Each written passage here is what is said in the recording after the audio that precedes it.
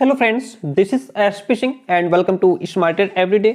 प्यारे दोस्तों, बात करेंगे बीएड फर्स्ट सेमेस्टर में जो आपका पेपर फर्स्ट है उसमें आपका टॉपिक है जैन दर्शन व शिक्षा। इससे पहले जो क्लास हमारी हुई है उसमें हम लोगों ने बात की थी वेदांत दर्शन की, वेदांत दर्शन और शिक्षा की। अगर मैं बात करूं कानपुर यूनिवर्सिटी की तो यहाँ पे ये आपकी यूनिट 3 है और इसमें जो पहला टॉपिक है यूनिट 3 का वेदांत दर्शन और शिक्षा। इससे पहले की जो क्लास है उसमें हमने वेदांत दर्शन और शिक्षा को पढ़ लिया है। अब हम बात करेंगे जैन दर्शन और शिक्षा की। ठीक है, आपका ये जो टॉपिक है बहुत इंपॉर्टेंट है और बहुत ही आसान भाषा में आप इसको समझ पाएंगे। चलिए शुरू करते हैं जैन दर्शन और शिक्षा को। आपको बताते चले, अगर आप हमारे पेड नोट्स लेना चाहते हैं तो हमें इस नंबर पर मैसेज कर सकते हैं 9628182649। इस नंबर पर मैसेज करके नोट्स ले सकते हैं। चारों पेपर की कंप्लीट नोट्स की फीस जो है वो 300 होती है। भारतीय दार्शनिक चिंतन की विचारधाराओं में जैन दर्शन एक महत्वपूर्ण विचारधारा है। हमारे भारतीय दार्शनिक चिंतन की जो विचारधाराएं हैं उनमें जैन दर्शन भी अपना इंपॉर्टेंट रोल प्ले करता है। जैन दर्शन भी एक महत्वपूर्ण विचारधारा है।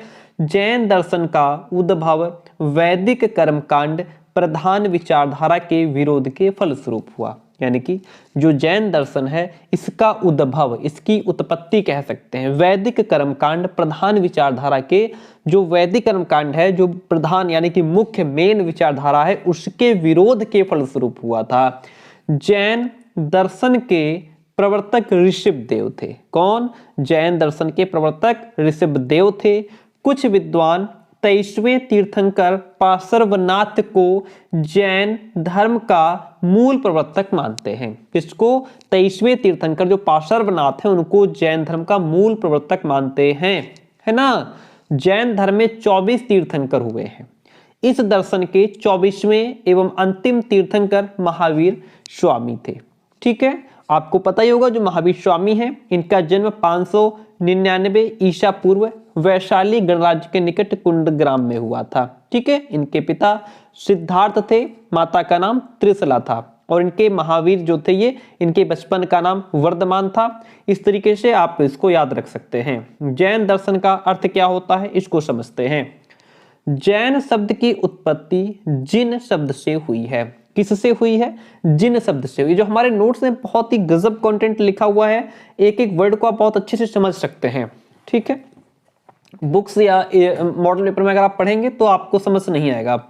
बहुत आसान भाषा में देखिए, जैन शब्द की उत्पत्ति जिन शब्द से हुई है। किससे? ये शब्द है जिन, इससे हुई है, जिसका अर्थ होता है जीतना। क्या होता है? जीतना। अर्थात जिसने सांसारिक राग द्वेष माया मोह को जीत लिया है, ऐसे लोग जिनकी उपाधि से विभूषित किए गए। जिन शब्द का अर्थ आध्यात्मिक विजेता होता है। क्या होता है? जिन शब्द का जो अर्थ होता है इसका क्या मतलब होता है? आध्यात्मिक विजेता, जिसने अपनी इंद्रियों पर नियंत्रण कर लिया हो, जिसने अपनी इंद्रियों को कंट्रोल में कर लिया हो। जिनों के उपदेशों का पालन करने वाले जैन कहलाए। जिसने जिनों के द्वारा जो उपदेश दिए गए, जिन्होंने उसका पालन किया उनको जैन कहा गया और उनके संप्रदाय को जैन दर्शन या जैन धर्म के नाम से विभूषित किया गया। जैन दर्शन का मुख्य उद्देश्य प्राणी को संसार के कष्टों से छुटकारा दिला करके आध्यात्मिक सुख को प्राप्त करने के लिए मार्गदर्शन करना है। जैन दर्शन का मुख्य उद्देश्य क्या है? मेन पर्पज इसका क्या है? इसका क्या है कि जो प्राणी है उसको संसार में जो दुख दर्द कष्ट पीड़ा समस्याएं हैं उससे छुटकारा दिलाया जाए, आध्यात्मिक सुख को प्राप्त करने के लिए मार्गदर्शन दिया जाए, है ना। जैन दर्शन वेदों में विश्वास नहीं रखता है। Point to be noted. Jain दर्शन वेदों में विश्वास नहीं रखता है, इसलिए इसे नास्तिक दर्शन भी कहा जाता है। क्या कहा जाता है? नास्तिक दर्शन भी कहा जाता है। पॉइंट को समझिए, जो जैन दर्शन है इसने ईश्वर की सत्ता का खंडन किया है। किसने? जैन दर्शन ने। और अहिंसा, त्याग, तपस्या इन सब चीजों पर उन्होंने काफी कह सकते हैं प्रमुख बल दिया है। जैन धर्म की दो प्रमुख शाखाएं हैं, दिगंबर और श्वेतांबर। जैन साहित्य बहुत ही समृद्ध है। जैन साहित्य में तीर्थंकरों के आदेशों का भी संग्रह है और प्राचीन जैन साहित्य प्राकृत भाषा में लिखा गया है, किंतु बाद में संस्कृत भाषा में इसकी रचना हुई है। आगे बात करते हैं, जैन दर्शन की तत्व मीमांसा को समझते हैं। देखिएगा, लिखा कम है, आप ज्यादा समझें।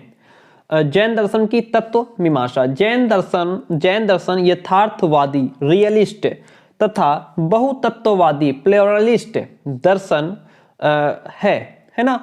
जैन मत ने किसी एक तत्व को जगत की अंतिम सत्ता नहीं स्वीकार किया है। जैन मत ने किसी एक तत्व पर्टिकुलर को जगत की अंतिम सत्ता नहीं माना है, बल्कि उनका मानना है कि जगत अनेक द्रव्यों के मिश्रण से बना हुआ है। ठीक है, द्रव्यों को मुख्यतः दो श्रेणियों में विभक्त किया है इन्होंने, आस्तिकाय और अनस्तिकाय। ठीक है, बहुत ज्यादा डिटेल में जाने की जरूरत नहीं है, जितने से काम चलता है उतना पढ़ेंगे। जैन दर्शन के अनुसार ये सृष्टि जीव अजीव द्रव्यों के अपने स्वभाव के योग से बनती। जैन दर्शन ये मानता है कि ये जो हमारी सृष्टि है, जो संसार है ना, ये जो है जीव और अजीव जो द्रव्य हैं उनके अपने स्वभाव के योग से बनती है।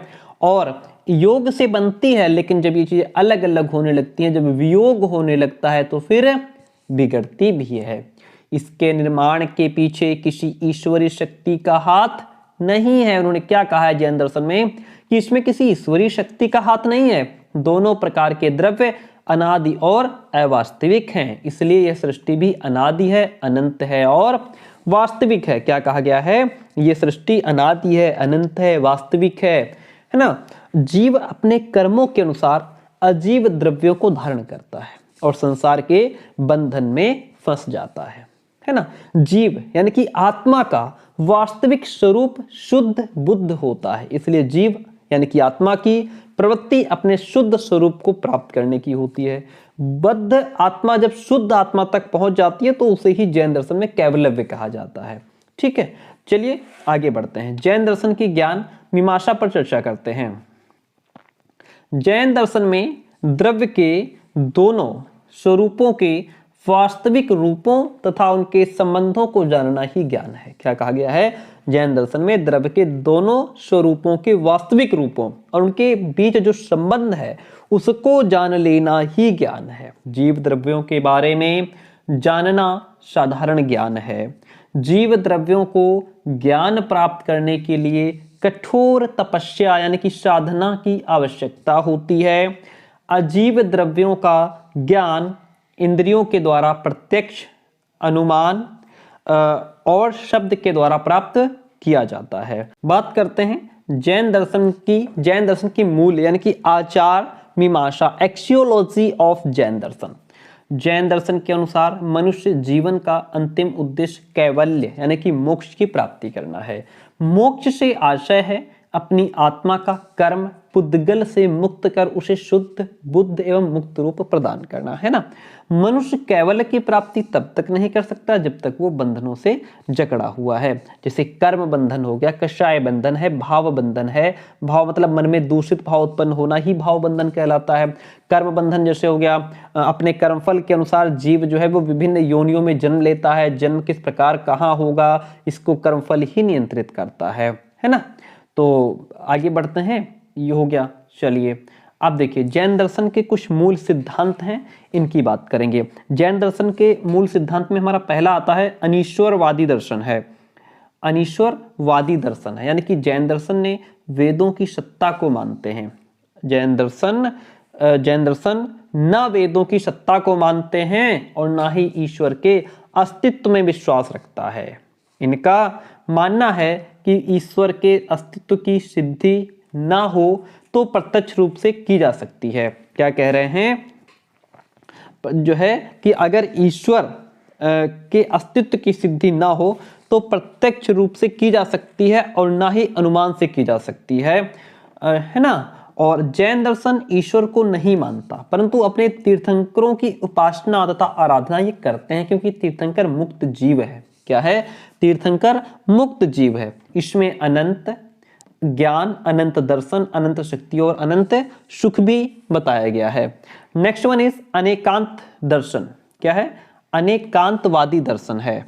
देखिएगा, जैन दर्शन के अनुसार इस संसार में अनेक वस्तुएं हैं, है ना, और तथा इनमें से प्रत्येक वस्तु के अनंत धर्म भी हैं, सबके अलग अलग, और ये सारा संसार अनंत जीवों से परिपूर्ण है। जीव का निवास केवल मनुष्यों, पशुओं और पेड़ पौधों में ही नहीं है, अपितु धातुओं और पत्थरों जैसे पदार्थ में भी निहित होता है। क्या? जीव का निवास। जीव कहाँ है? जीव सिर्फ केवल मनुष्य में जीव नहीं है, केवल पशुओं में नहीं है, पेड़ पौधों में ही नहीं, ये भी कहा गया है कि जीव धातुओं और पत्थरों में भी पाया जाता है। जिस प्रकार अनेक जीव होते हैं वैसे ही आत्माएं भी अनेक होती हैं। ठीक है, चलिए द्रव्य संबंधी अवधारणा है। देखिएगा, द्रव्य संबंधी अवधारणा को समझते हैं।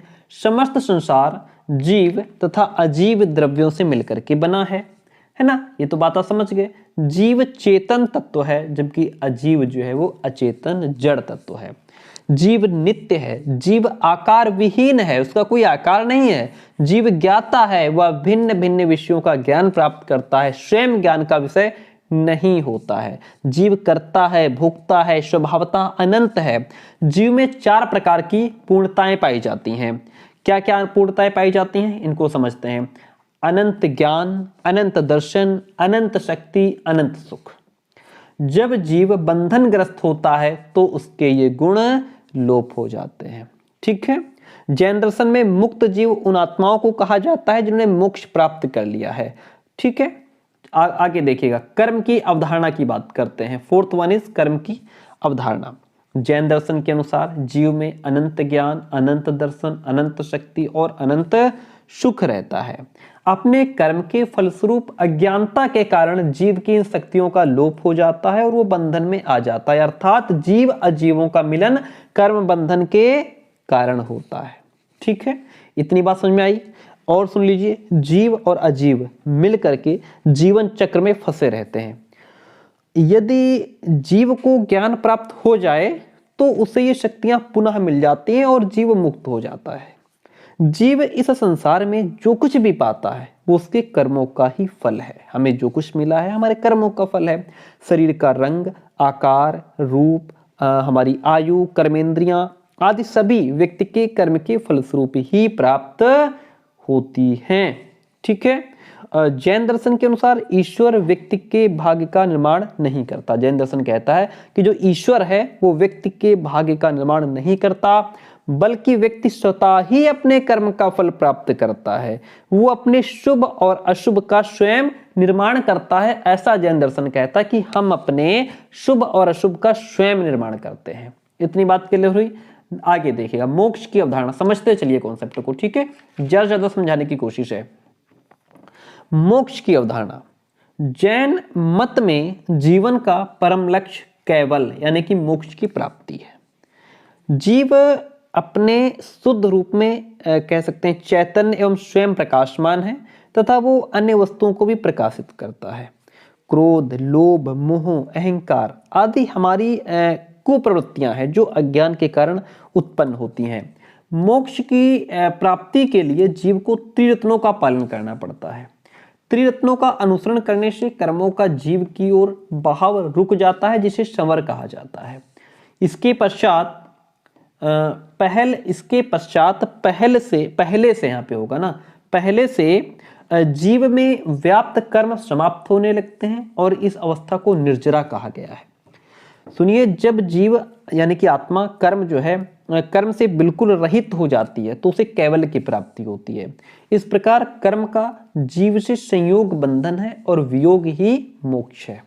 कैवल्य प्राप्त होने के पश्चात जीव आवागमन के चक्र से छुटकारा पा जाता है और वो अनंत ज्ञान, अनंत दर्शन, अनंत शक्ति और अनंत सुख की प्राप्ति कर लेता है। इन्हें जैन दर्शन में अनंत चतुष्टय की संज्ञा प्रदान की गई है। क्या क्या कहा गया है? अनंत चतुष्टय की संज्ञा प्रदान की गई है। इतनी बात क्लियर हुई। आगे बढ़ते हैं, जैन दर्शन और शिक्षा की बात करते हैं। देखिएगा, आगम ग्रंथों के अनुसार शिक्षा जीवन के सभी पक्षों, शारीरिक, मानसिक, संवेगात्मक तथा सामाजिक सभी पक्षों को प्रभावित और विकसित करती है। प्रभावित भी करती है, विकसित भी करती है, किंतु इन सभी पक्षों के विकास का उद्देश्य आत्मिक उन्नति होना चाहिए, जिससे कि जीव अनात्म पदार्थों यानी कि नॉन सेल्फ से अपवित्र होने से बच जाए। अर्थात जो ज्ञान व्यक्ति को सजीवन की ओर प्रेरित करे वही शिक्षा है। जो ज्ञान व्यक्ति को सही जीवन की तरफ प्रेरित करे वही शिक्षा है। अब देखिए, जैन दर्शन के अनुसार शिक्षा के कुछ उद्देश्य हैं। क्या उद्देश्य हैं? जैन दर्शन क्या शिक्षा के उद्देश्यों को मानता है? जैन दर्शन के अनुसार शिक्षा का प्रमुख उद्देश्य मनुष्य को मोक्ष मार्ग की ओर प्रवृत्त करना है। मोक्ष की प्राप्ति के निम्नलिखित सोपान है। पहला, सम्यक ज्ञान, जिसको ज्ञानात्मक विकास कहा गया है। इसमें बताया गया है, देखिए, ज्ञान संबंधी द्रव्य संबंधी वह ज्ञान जो तीर्थंकरों द्वारा दिया गया है वही सम्यक ज्ञान है, वही ज्ञानात्मक विकास है, जो प्रकाश के समान है और अज्ञात के अंधेरे को दूर करता है। सम्यक ज्ञान प्राप्त होने पर व्यक्ति सत्य और असत्य, सत्य असत्य के भेद को पहचानने लगता है और कषाय कर्मों को त्याग करके दोष रहित बन जाता है। यह है हमारा ज्ञानात्मक विकास, सम्यक ज्ञान। ये पहला शिक्षा का उद्देश्य है। अब देखिए, सम्यक दर्शन क्या है? भावात्मक विकास की बात करेंगे। व्यक्ति में भावात्मक पक्ष का विकास ही सम्यक दर्शन है। सम्यक ज्ञान की प्राप्ति के लिए तीर्थंकरों के प्रति श्रद्धा आवश्यक है। केवल तर्क परक ज्ञान व्यक्ति को शुष्क चिंतन बना देता है, शुष्क चिंतक बना देता है, शुष्क चिंतक होगा यहाँ पे, ठीक है। परंतु सम्यक ज्ञान दर्शन को सद्वृत्तियों से युक्त करता है। क्या करता है? सद्वृत्तियों से युक्त करता है और इसके साथ ही व्यक्ति के भावात्मक पक्ष का उचित विकास करके जीव को संवेदनशील बनाता है। तो दूसरी ओर सत्कर्म की ओर भी प्रेरित करता है, ठीक है। सम्यक दर्शन का उदय तभी होता है जब अज्ञान और कह सकते हैं कि आकरणीय कर्मों के प्रति विरक्ति होती है, तभी मोक्ष की प्राप्ति संभव हो पाती है।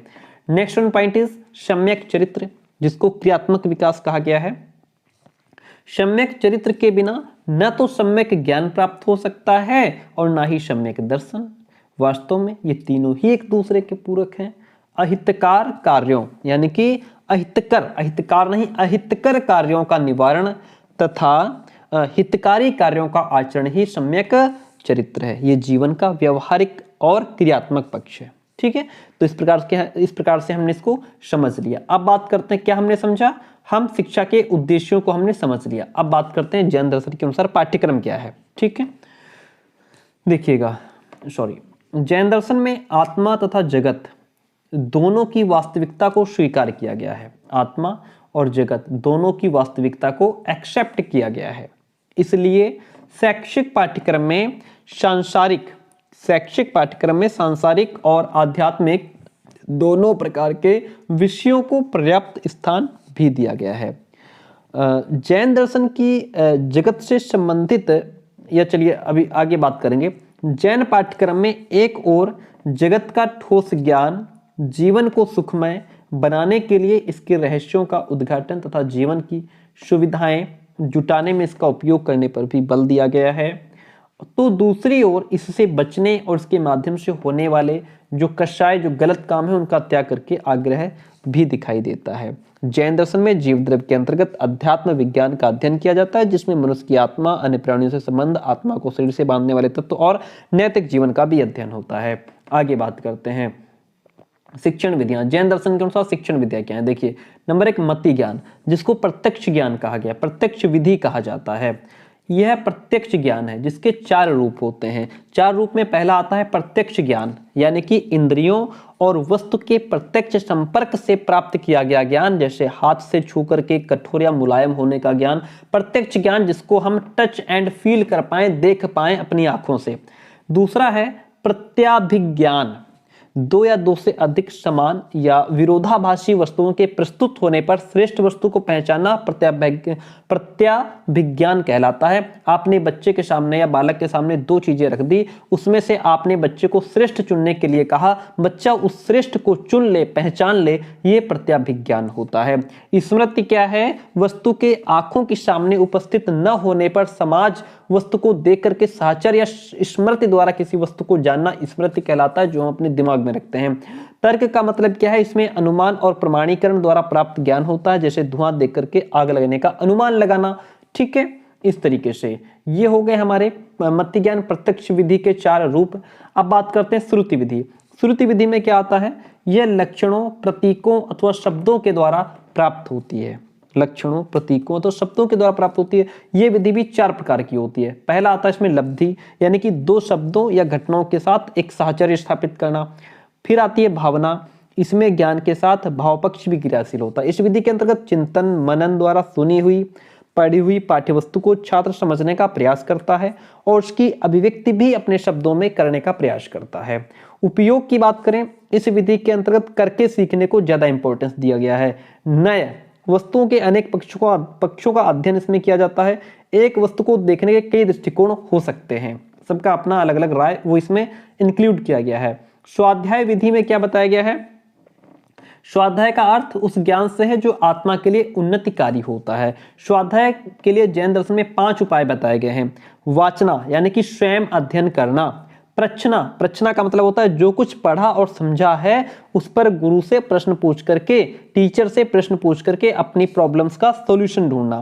परिग्रहण का मतलब होता है पठ्य, जो आपने जो भी चैप्टर पढ़ा उसकी रिवाइज करना। अनुप्रेक्षा का मतलब होता है पढ़ी हुई जो भी चैप्टर आपने पढ़ा उसको बार बार चिंतन और मनन करना।